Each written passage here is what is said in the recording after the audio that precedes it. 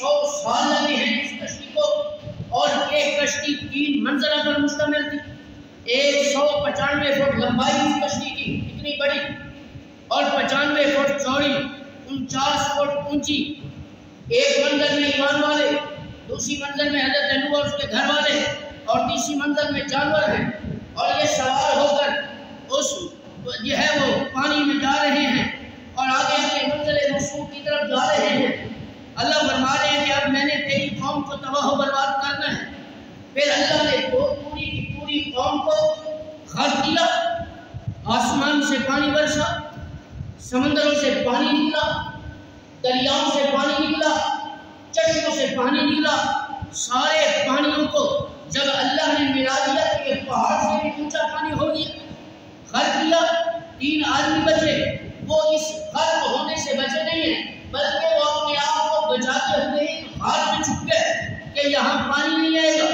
اللہ نے جان بوجھ کر ان تینوں کو غار میں بٹھا کر پہنچا کر آنے والی نسلوں کو، آنے والی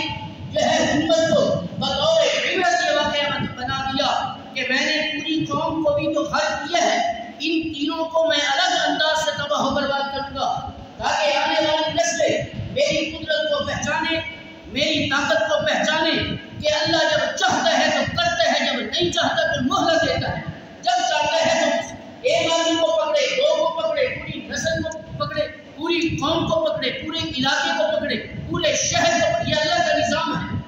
کہ میں نے کس وقت کس کو پکڑنا ہے۔ ان 3 آدمیوں کو غار میں بٹھایا تو یہ 3 آدمی بڑے مزے کے ساتھ بیٹھ گئے کہ یہاں اب طوفان نوح نہیں ہے، پانی اندر داخل نہیں ہوگا۔ تو اب کھانا ان کا تقاضا تھا، پینا بھی ان کا تقاضا تھا، کھانا بھی کھایا، پانی بھی پیا۔ پانی پینے سے ظاہر بات ہے کہ ان کو تقاضا تو آئے گا۔ تھوڑی دیر کے بعد ایک شخص کو پیشاب آیا، وہ اس اپنے غار کے اندر بیٹھ کر پیشاب اس نے کیا، دوسرے کو آیا اس نے بھی وہی کیا، تیسرے کو آیا اس نے بھی کیا۔ اللہ نے ان تینوں کے پیشاب کو ہمیشہ کے لیے جاری کر دیا، پیشاب رکا ہی نہیں۔ مؤرخین کہتے ہیں کہ وہ تینوں کے تینوں نافرمان اپنے ہی پیشاب کے پانی سے ختم ہوتا ہے۔ اللہ جب پکڑتا ہے تو پھر کوئی بچ نہیں سکتا۔ یہ طوفان نوح کا منظر قرآن بیان کر رہا ہے۔ پھر اس سے آگے اللہ نے فرمایا کہ جہاں کوئی ڈرا نہیں، کوئی خوف زدہ نہیں ہوا۔ پھر میں نے اس سے آگے قوم عاد کو دیکھا۔ علامہ ابن کثیر رحمۃ اللہ علیہ نے تفسیر میں لکھتے ہیں کہ قوم عاد کا ایک چھوٹا سا چھوٹا بچہ 300 سال کی عمر کے بعد جا کے بالغ ہوا۔ 300 سال کی عمر کے بعد جو بچہ 300 سال کی عمر کے بعد بالغ ہو رہا ہے، اس کی عمر کتنی ہوگی؟ مفسر فرماتے ہیں مفسرین کہ ایک کو اللہ 1,000 سے زیادہ عمر، 1,000 سال سے زیادہ عمر عطا فرماتا ہے۔ تو 300 سال کے، تو اتنی قوت والے، اتنی طاقت والے اللہ تبارک و تعالیٰ نے ان کے پاس حضرت ہود علیہ السلام کو بھیجا۔ نبی آئے، رسول آئے، پیغمبر آئے، آپ نے واقعات پڑھے کہ انہوں نے دین کی دعوت دی، نہیں مانا۔ اللہ نے فرمایا اے حضرت ہود آپ ذرا اپنے علاقے میں ذرا تشریف لے جائیں، میں آپ کی قوم کو تباہ کرنا چاہتا ہوں۔ کیا تباہ کیا، کیسے کیا؟ حضرت ہود نے دوبارہ سمجھایا کہ بھائی نبی کی بات کو مان لو، اللہ کے راستے میں نکلو، اس کی بات کو مانو، دنیا بھی بن جائے گی، آخرت بھی بن جائے گی۔ لیکن دنیا کے مزے میں تھے، مال و متاع کو اکٹھا کرنے میں تھے، اور بڑے بڑے باغات رکھنے والے، بڑی بڑی عمارتوں والے اور بڑی جاہ و حشمت والے یہ لوگ، بڑی طاقت والے۔ کہاں گیا قوم عاد؟ اللہ نے بادل سے ایک سوراخ کیا، ایک سوراخ۔ کتنا سوراخ؟ جیسے سوئی نہیں ہوتی باریک سوئی جس سے ہم سلائی کرتے ہیں، کپڑا سیتے ہیں، اس کے اندر جو دھاگا ہم ڈالتے ہیں، اتنا باریک سوراخ اللہ نے بادل سے وہ کیا، نکالا، سوراخ کیا۔ اسی چھوٹے سے سوراخ سے نکلنے والی اتنی تیز ہوا، حضرت علی رضی اللہ تعالیٰ عنہ ریحاً صرصراً عاتیہ کی تفسیر یہ فرماتے ہیں، بتاتے ہیں کہ وہ اتنی تیز ہوا تھی جو حضرت اسرافیل جو ہوا اور بارش کے لیے مقرر ہیں، ان سے بھی ان کے ہاتھ میں بے قابو ہو۔ براہ راست اللہ کا حکم اس ہوا میں چل رہا تھا کہ اس ہوا نے اس پوری بستی میں رہنے والے لوگوں کو یوں اوپر اٹھایا، یوں اٹھایا اور یوں پہاڑوں پہ جا کے مارا، اور پھر آدمی ایک دوسرے کے ساتھ جو ہے وہ ٹکر لے رہے ہیں، اور آتی ہے کہ اس وجہ سے جب اللہ کا عذاب ان پر آیا اور دیکھو زمین سے زلزلہ بھی ہوا، پھر اسرافیل فرشتے نے چیخ بھی ماری، اوپر سے جناب اللہ کا عذاب اور پھر ہوا، کتنے عذاب جب داخل ہوئے اور نازل ہوئے، یہاں بچنا تھا۔ صبح لوگ آئے، دیکھا وَكَانُوا فِيهَا فَاكِهِينَ، یہاں تو اس بستی میں کوئی تھا ہی نہیں، بڑی بڑی عمارتوں والے ایسے اونڈے منہ پڑے تھے، کسی کا ناک کہاں گرا پڑا ہے، کسی کی آنکھ نکل کے باہر گر پڑی ہے، کسی کا سر الگ ہوا پڑا ہے، کسی کا دھڑ الگ ہوا پڑا ہے، کسی کی ٹانگ کہاں ہے، کسی کے جو ہے کسی کا کان الگ پڑا ہے، پہاڑوں پہ جا کے فرشتوں نے مارا ہے، ہوا نے بٹھانا، کیا بچنا تھا؟ آنے والی نسلوں کو عبرت اور یہ عبرت کے واقعات سنائے جا رہے ہیں کہ میں نے قوم عاد جیسے مضبوط قوم کو نہیں چھوڑا، یہ میرے نبی کی امت اگر اپنی بدعمالوں کی وجہ سے بچی ہوئی ہے، یہ نہ سمجھے کہ میں ان پر عذاب نازل نہیں کر سکتا، میں چاہوں تو کر سکتا ہوں، لیکن آپ اپنے نبی کو دعا دو کہ جس نے اس امت کے لیے جون کے مہینے میں میدان عرفات میں 6 گھنٹے دعا کی ہے، کہ اس دعا کا کمال ہے۔ سبحان اللہ۔ میرے بھائیوں، مرنے کے بعد حساب تو ہونا ہے،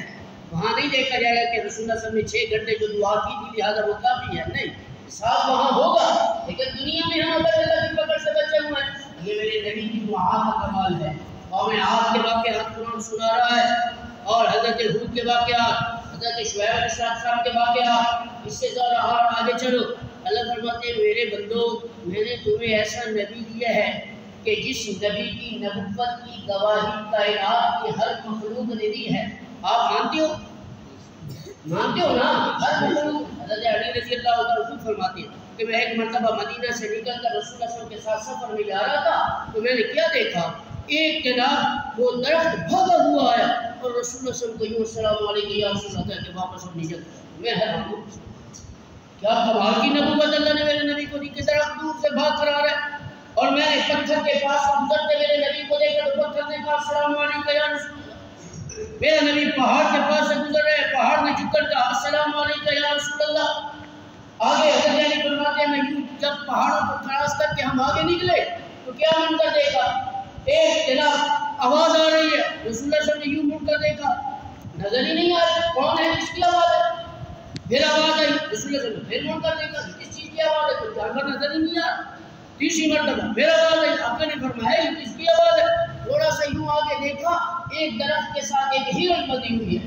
وہ کہہ رہی ہے یا رسول اللہ لبیک یا رسول اللہ، آقا بھاگ چل رہے، فرمایا کیا ہے، فرمایا آپ کا صحابی جس نے ابھی تازہ کلمہ پڑھا ہے مسلمان ہوا ہے، اس نے مجھے یہاں باندھ رکھا ہے، یا رسول اللہ آپ کو جانوروں کے بھی نبی بن کر آئے، آپ کو انسانوں کے بھی نبی بن کر آئے، پوری مخلوق کے نبی بن کر آئے ہیں، اس نے مجھے باندھ رکھا ہے، میرے چھوٹے چھوٹے بچے ہیں، میں ان کو دودھ پلانا ہے، یا رسول اللہ میں آپ سے وعدہ کرتی ہوں کہ آپ مجھے یہاں سے آزاد کرا دیجئے، میں اپنے چھوٹے بچوں کو دودھ پلا کر واپس آ جاؤں۔ رسول اللہ صلی اللہ علیہ وسلم نے صحابی کو بلایا، فرمایا کہ یہ ہرن آپ کی شکایت کر رہی ہے، اس کو چھوڑ دو، وہ بکری دعا دیتے ہوئے جنگل کے پاس واپس چلی گئی۔ کیا میرا نبی نبوت لے کر آیا ہے، کیا عظیم نبی بن کر آیا ہے، جو جانور جو ہے وہ میرے نبی کو شکایت کر رہا ہے۔ آگے گئے، پہاڑ سے آگے چلے گئے، اور آگے ایک اونٹ کھڑا ہے، یوں چیخ رہا ہے، چلا رہا ہے، رسول اللہ صلی اللہ علیہ وسلم نے فرمایا کیا ہوا، میں سر جھکا ہے، نبوت کی آپ کو پتہ ہے کہ اونٹ جب سرکش ہو جائے نا تو کسی کو چھوڑتا بھی نہیں، جو بھی آتا ہے اس کو رگڑ، لیکن وہ صحابی بھاگا ہوا ہے، یا رسول اللہ میرے اونٹ سرکش ہو گئے، ہاتھ نہیں آ رہا ہے، مجھے میرے اوپر حملہ کرتے ہیں، میں تم نے کیا کیا ہے، مجھے تو نہیں پتا یا رسول اللہ۔ وہ اونٹ کے پاس گئے، اونٹ جو غصے سے اپنی جو ہے منہ کھولے ہوئے جھاگ اس کے منہ سے نکل رہی ہے غصے کی وجہ سے، آقا نامدار کو جب دیکھا، یہ میں کوئی کچی باتیں نہیں کر رہا، میں حدیث کی باتیں نقل کر رہا ہوں، ممبر پہ بیٹھ کر، حدیث میں آتا ہے رسول اللہ صلی اللہ علیہ وسلم جب آگے گئے، وہ جو اپنے مالکوں کو دیکھ کر لوگوں کو دیکھ کر غصے ہو رہا تھا، جھاگ نکال رہا تھا، میرے نبی کا چہرہ دیکھا تو یوں جھک گیا، بہت جھک گیا، نبوت کے قدموں میں جا کر گر گیا اور سر جھکایا، یا رسول اللہ میرے لیے کیا، یہ کوئی انسانی جانور ہے، آقا نے کیا ہوا، اس اونٹ نے توجہ کے ساتھ سننا، اس اونٹ نے کہا یا رسول اللہ یہ میرا مالک، میں جب چھوٹا ہوتا تھا جوان ہوتا تھا میں جو ہے وہ پٹھی لے کر آتا تھا اور اس کے ساتھ سارا گھر کا سامان لے کر آتا تھا، یہ پانی بھر کر میرے اوپر رکھتا تھا، میں لا کر گھر میں رکھتا تھا، اب میں بوڑھا ہو گیا ہوں، مجھ سے یہ زیادہ کام بھی لیتا ہے، مجھے کچھ کھلاتا بھی نہیں ہے، اب یہ مالک مجھے ذبح کرنا چاہتا ہے۔ حدیث میں آتا ہے۔ اچھا رسول اللہ صلی اللہ علیہ وسلم نے فرمایا صحابی کیا یہ اونٹ جو بات کر رہا ہے صحیح ہے؟ نے کہا یا رسول اللہ ہاں یہ اونٹ صحیح کر رہا ہے، میں بھی اس کو ذبح کرنا چاہتا ہوں۔ تو رسول اللہ صلی اللہ علیہ وسلم نے کچھ درہم دینار دے کر اس اونٹ کو خریدا اور اس اونٹ کو پھر آزاد اللہ کی رضا کے لیے کر رہے ہیں۔ حدیث میں آتا ہے جب وہ اونٹ وہاں سے اٹھ کر جانے لگا تو اس نے ایک آواز دی،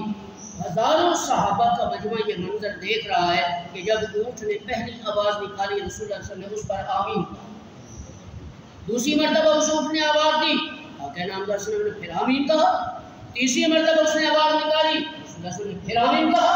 چوتھی مرتبہ اس اونٹ نے آواز نکالی تو رسول اللہ صلی اللہ علیہ وسلم رونے لگے۔ صحابہ کرام حیران، یا رسول اللہ یہ کیا ماجرا ہے؟ یہ تو پہلی مرتبہ ہم اپنی آنکھوں سے منظر دیکھ رہے ہیں کہ اونٹ آواز نکال رہا ہے، آپ نے آمین کہا، چوتھی مرتبہ اس نے آواز دی ہے تو آپ رونے لگے، کیا بات ہے ہمیں تو بتاؤ یہ کیا ماجرا ہے؟ تو رسول اللہ صلی اللہ علیہ وسلم میرے بھائیوں اللہ کے نبی کا نام آیا تو زبان میں نبی کا درود پڑھ لیا۔ رسول اللہ صلی اللہ علیہ وسلم نے فرمایا کہ میرے صحابہ جب میں نے اس کو آزاد کیا تو جب آزاد کیا یہ اٹھ کر واپس جا رہا تھا تو اس نے جب آواز نکالی تو اس کے آواز نکالنے کا مطلب اور مقصد یہ تھا، اس نے کہا ہے اللہ کے رسول جس طرح تم نے آج میرے مالک سے مجھے آزاد کیا ہے اسی طرح اللہ آپ کی امت کو بھی آزاد اس دنیا میں پھیرے تاکہ دشمن ان کو مکمل ہلاکی نہ کر دے۔ میں نے فرمایا پھر جب اس کو اٹھنے دوسری مرتبہ آواز نکالی تو اس نے کہا ہے اللہ کے رسول اللہ تبارک و تعالی آپ کی امت کو قیامت تک آباد و شاداب رکھے جس طرح تم نے مجھے مالک کے ذریعے آزاد کرا کے مجھے ہمیشہ کے لیے آباد و شاداب کرا۔ اس کے بعد اس نے کہا اونٹ نے جب آواز نکالی تو میں رونے لگیا تو فرمایا میں اس لیے رو رہا تھا کہ اس اونٹ نے دعا کی تھی کہ اللہ آپ کی امت کے اندر آپس میں اختلاف نہ ڈالے، یہ اتفاق کے ساتھ رہے۔ تو اس کے بعد اللہ نے فرمایا محبوب یہ دعا آپ کی قبول نہیں ہوگی کیونکہ قیامت تک یہ مسلمان آپس میں لڑتا رہے گا، ایک دوسرے کو لڑاتا رہے گا۔ آج یہ منظر ہم اپنی آنکھوں سے دیکھیں۔ میرے بھائیوں اس دنیا ہم سے تو وہ جانور ہی اچھے تھے کہ جس نے میرے نبی پاک کی بات کو تو مانا تھا،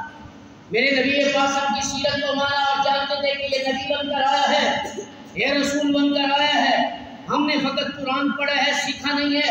ہم نے فقط کلمہ پڑھا ہے سیکھا نہیں ہے، ہم نے دین کے اندر داخل تو ہو گیا لیکن دین کو سیکھا نہیں ہے۔ صحابہ کرام مجلسوں میں بیٹھ کر دین کو سیکھتے تھے، انہیں پتہ تھا کہ قرآن کیا کہہ رہا ہے۔ اور یہاں عبداللہ بن حذیفہ رضی اللہ تعالیٰ عنہ اور جلال بات پر کیسے انہیں ڈرایا عیسائی ہو جا